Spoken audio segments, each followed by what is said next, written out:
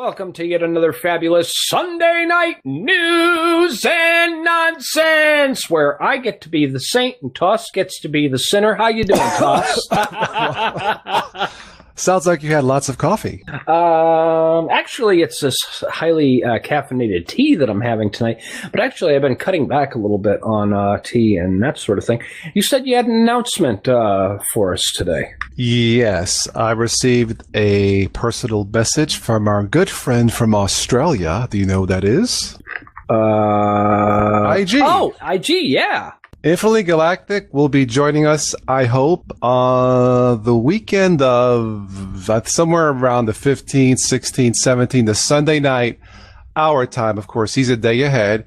He says he would love to be on the LDC. I think what we'll do, Spatry, I'll pick the topic, something for the Windows users. I mean, like we always say, Windows users are welcome, but how often? And this is why we don't do stuff for Windows users.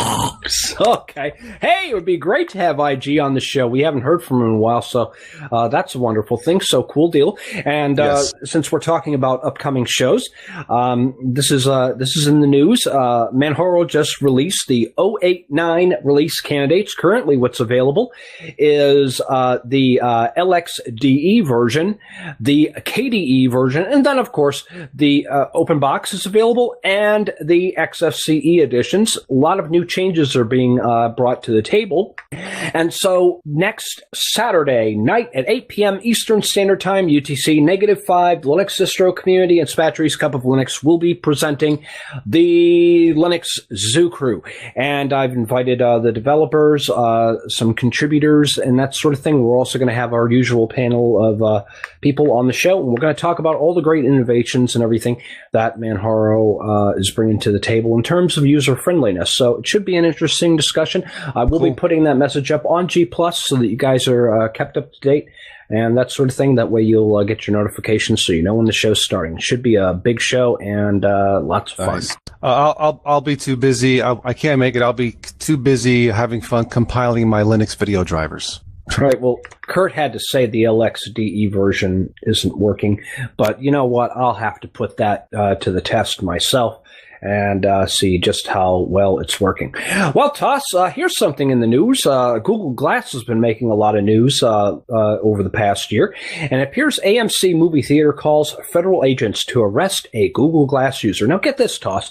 This user didn't even have the glasses turned on because his lenses, he had prescription lenses on this thing. Aha. 1 hour into this movie the guy was watching, some agents came in, flashed a badge, and dragged the guy into 4 hours of interrogation when they could have just saved all that trouble by just doing what the guy initially asked him and saying, hey, just plug the USB device into your computer. You'll see there's a picture of my wife, my dog, and that sort of thing. And, they only gave him 4 movie theater tickets for all that time, trouble, and humiliation those people put him through. What is this country coming to? It's like, it's like, the movie association, now has these agents going out and attacking people. Hey? Well, I think those Google Glasses were certified by the NSA, right? Apparently, well, I don't know, but the thing is, the fear is, the justification was that this was in Columbus, Ohio.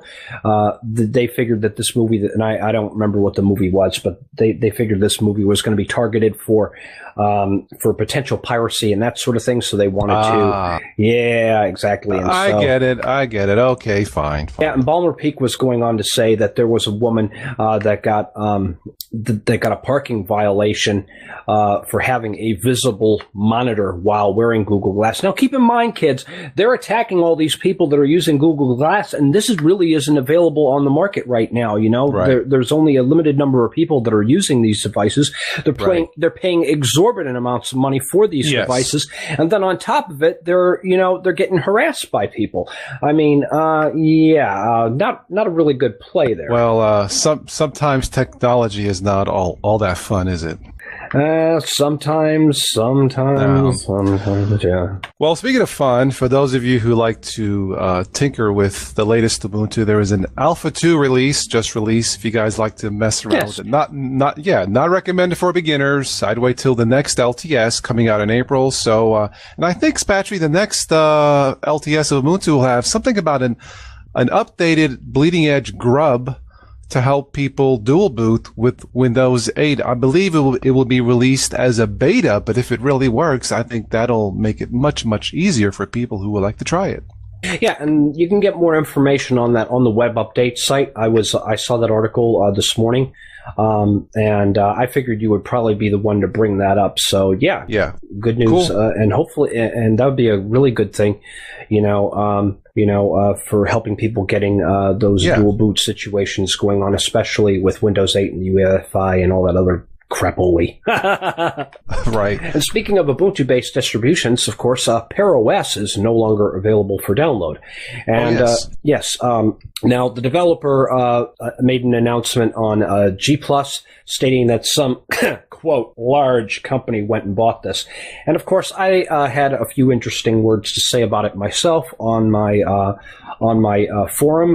If you guys want to read it, definitely check out cupoflinux.com. It's in the forum, and you can see what my response is. But pretty much, I found the idea that some, quote, large company bought this to be very difficult to digest. I think it's more along the lines of maybe the developer, decided to abandon the project. I really don't know. But all I can do is wish them good luck, because whoever, if somebody actually did purchase this OS or the concept behind it or anything like that, it's my hope that they're going to be able to really take this distribution and really make something cool out of it, because it's always sad to see any Linux distribution, good or bad, leave us. Right. Well, let me go ahead and stay with some Ubuntu news. Patrick, I have some very, very sad news for you. Ubuntu, it is official. Ubuntu Canonical makes it, but they will not be producing a smartphone. I know you were hoping for the latest combination shaver smartphone. Ubuntu is... Well, we can't forget the add-on that measures the certain health characteristics, right? We will not go there, but... So they're not going to be... So I didn't see any articles to that effect, and I was reading a lot of news this week, so they've announced this is official. They're not going to be doing a phone then? Okay, apparently they're not making one yet. Right. No, but they had signed, or not signed, but they were in talks with manufacturers for them to make one with the Ubuntu OS in the phone. Not being manufactured by Canonical, by some other companies, rather. I thought they were coming out this year. There was some news article not too long ago about Ubuntu phones coming this year with outside manufacturers. But alas, I believe the last thing I saw, nothing this year. All right, cool deal. Looks like Netflix has a little bit in the news as well. Netflix ready to move the masses if ISPs violate net neutrality. Netflix is doing very good, and it's reflected in the Q4 reports they've released to the shareholders on January 22nd. Apart from the company's performance report, the document also contained Netflix's strong stand in favor of net neutrality. Now, Verizon successfully challenged the U.S. net neutrality rules, and the federal court has determined that it is not mandatory for internet service providers to treat all traffic equally, which means ISPs can make some traffic run faster or block some entirely, given that subscribers are informed about that. Netflix believes that the lack of neutrality poses serious threats to their operation. They fear ISPs can demand fees to allow Netflix traffic to flow smoothly through their networks. In principle, a domestic ISP can now legally impede the video streams that members request from Netflix, degrading the experience we jointly provide, Netflix has written in this document. I did catch something about the net neutrality ruling. From what I understand, this is only like a partial verdict or victory or something. I think it's not over yet. In fact, I'm pretty sure it's not, Spatry. We'll see what happens in the future. But from what I heard, I believe ISPs can charge what they want to charge based on usage or on particular usage of what you are using it for, like streaming movies. They may charge you more versus someone who does not, if I got it right. But yeah, this is not over yet. But Ballmer did go on to comment that it could force people to be innovative with regard to network performance and efficiency. But the thing is, and that could be a good thing or a bad thing. I don't know.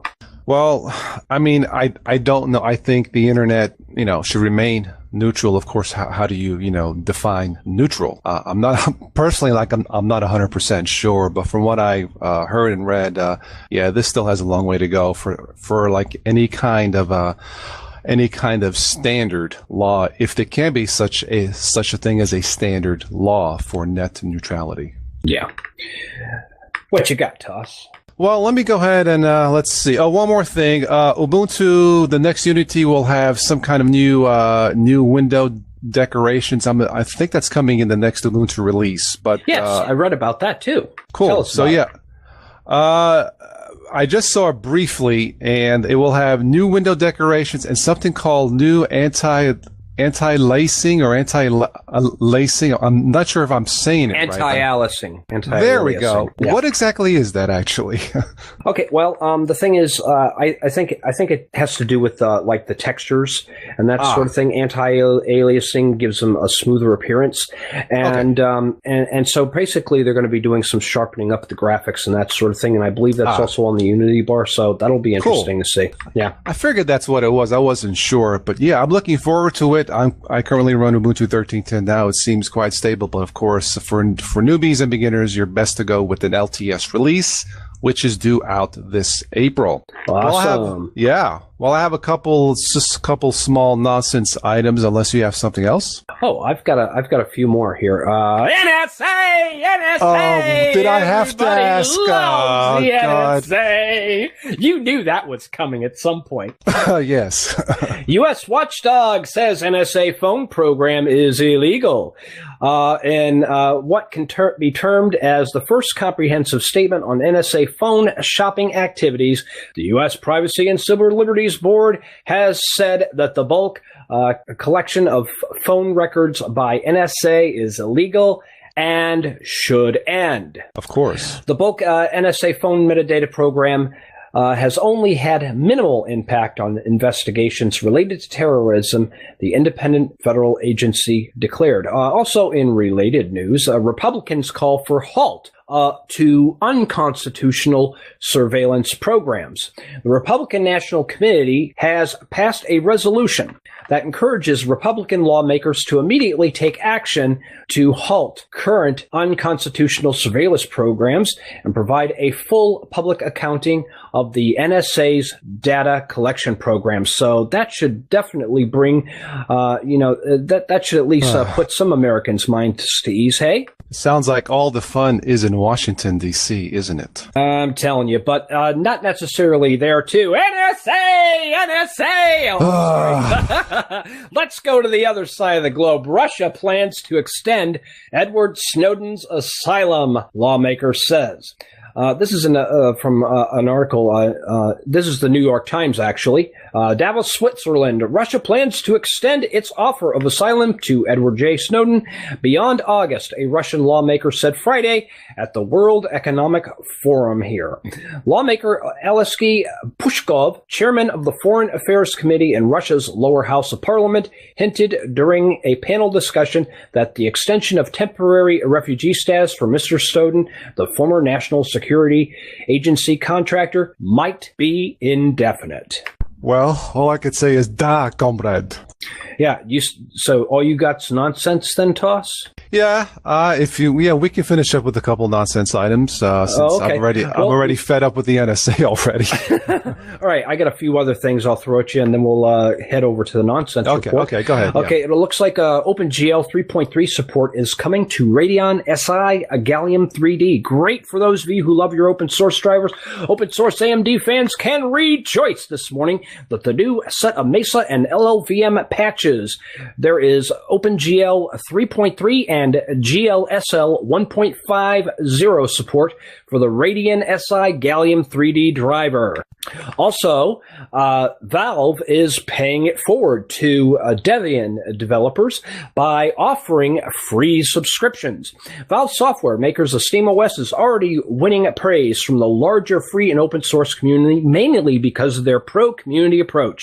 Now the company is giving back to Debian by offering free subscription to Debian developers.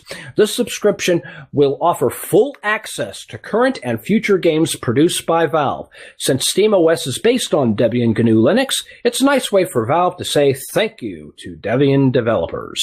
Well, of course, Valve is part of the future of gaming for Linux, so I hope future good things come from the, Valve development team.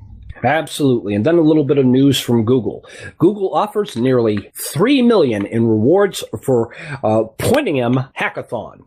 It's time to showcase your security skills again. Google has announced its Pointium 4 competition, offering a total of $2,718,000 in prizes for anyone who can crack its open browser-based operating system, Chrome OS. So for those of you hackers out there, you might want to check this out, and cool. Because they're offering $110,000 for a browser or system level compromise in guest mode or as a logged in user delivered via a web page. They're also offering $150,000 compromise with device persistence, guest to guest with interim reboot delivered via a web page. So interesting stuff. But something I'd like to note, it's worth mentioning here that no exploits for Chrome OS were found in 2013. All right. And now we're going to hand it over to Toss for the nonsense report. Speaking of Google, actually, let me do this first, and then I'll talk some stuff about Google. This was actually sent to me. Yeah, this was sent to me either a message or a comment. But there was someone here giving advice to newbies about different operating systems. And this is brief, he was defining the difference between iOS, Windows, and Linux operating systems. Okay? Are you ready? Okay. Yeah, all right. Go ahead. He says, or she, I don't know, this person says, iOS is like shaving with a bowling ball. It hurts. Okay. Windows is like shaving with a modern razor. Comfortable, easy, but not as satisfying. Okay. Linux is shaving with an old-time razor, not as comfy, but so satisfying. Now, of course, my first reaction was, there's nothing like a bottle of baby oil and nice, smooth bowling ball to shave your face with. I do that every day. I thought it was kind of cute the way this person said it. Obviously, you're not going to shave with a bowling ball. It hurts. But look, a lot of people like Apple iOS. I don't think it hurts personally, but hey, I just thought it was kind of cute the way he described it as something for newbies. Yeah, well, that's just like just like my picture on the my G Plus page where the Windows logo shows Wall-E, and then of course under the Mac logo it shows Eve from the same movie, and then under the Linux logo it shows the Terminator. The Terminator. Well, speaking of the Terminator, well, you remember, speaking of Google, this is the last nonsense. You remember several months ago all this. Well, that's our show, folks. Goodbye.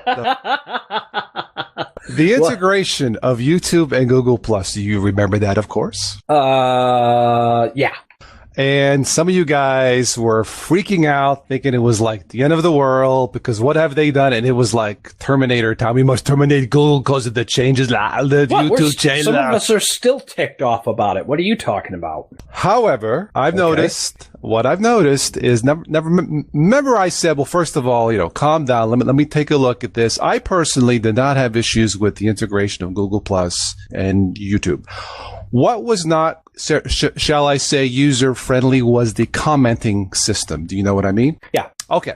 I thought that was kind of like, and I was trying to be nice, just not user-friendly. Well, apparently Google has listened, because they said that the way people leave comments and reply, they realized when that changed, that was kind of a bummer. And I'm quoting, now, at least on my channel, and if you don't see it, it is coming, but Google they do listen to its viewers. Some of you said no, but they do. The commenting system has been improved or somewhat changed to the way it was before. You can click on your channel, you can click, I believe, community, and to the left, you will have a section for comments, and you can reply to all the comments from there, either comments you want to reply to or comments that were left or potential spam, instead of having to go to your G+.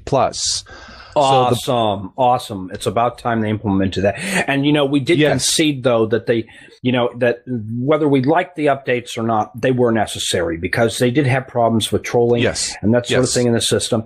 And now, and as a result, they ushered in the comment filtering system where you can filter out the language and that sort of thing so that you don't have to immediately moderate. So having this addition, yes, I think this is a game winner, and I think it's a good idea. So kudos to G Plus or YouTube, I should say. Well, look, I posted a video on this. I just flat out said thank you. It seemed in fact, it seems easier now because it's all on one page, But absolutely, yeah. Now, they said other improvements will be coming. I should have had this written down, but I think it's a great start. So, yes, Google, YouTube, they do listen. They want everyone to be as part of the community in a user-friendly way and with the comments coming back. So, kudos to Google. And as I said, thank you, Google. Awesome stuff. That's it, yeah. All right. Well, why don't you take us out, Toss? Thanks, everybody, here for joining us every week on the LDC, the Linux distro community. Thanks to Spatry. Don't forget to check out Spatry's channel and my channel. As a reminder, please vote for the best Linux DE, best Linux desktop environment. I will have links below. And if you have bought a new piece of technology that you'd like for both Linux and Windows, please let me know. It'll be in the same link below. Thanks once again to everybody who take the time out to listen every week. Next week, Spatcher, you are having something on Manjaro. I don't think it's really for newbies. Okay, but of course, everybody's still welcome. Yeah. Yep. I've already invited the developer and a bunch of key players and that sort of thing. So we're going to be having that. And then, of course, next Sunday night is News and Nonsense, or you're going to be out. Yeah, I have some family stuff to do next weekend, but February, Infinitely Galactic, I hope will join us from Australia, and we will do something for the Windows users, maybe like a PCA team. It's been a while. I know we always say Windows users are welcome, but we never really do something exclusively for them. We will do it, all three of us, as part of the A team. And whoever else that can get involved. I don't have a specific topic yet. Probably something to do with how to dual boot and how to get involved with Linux. I will have, as soon as I get confirmation from IG Spatry, I will let you know. No problem, and I will let you guys know. So be sure that you are that you have me in your circles on G+, because I announce these as events.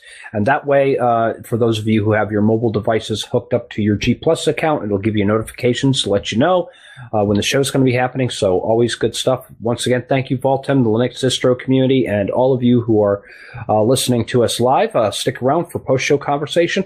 Thank you, all of you, once again, and we will see you next time. And since Patrick botched it up last week, I'll say it correctly. Arrivederci.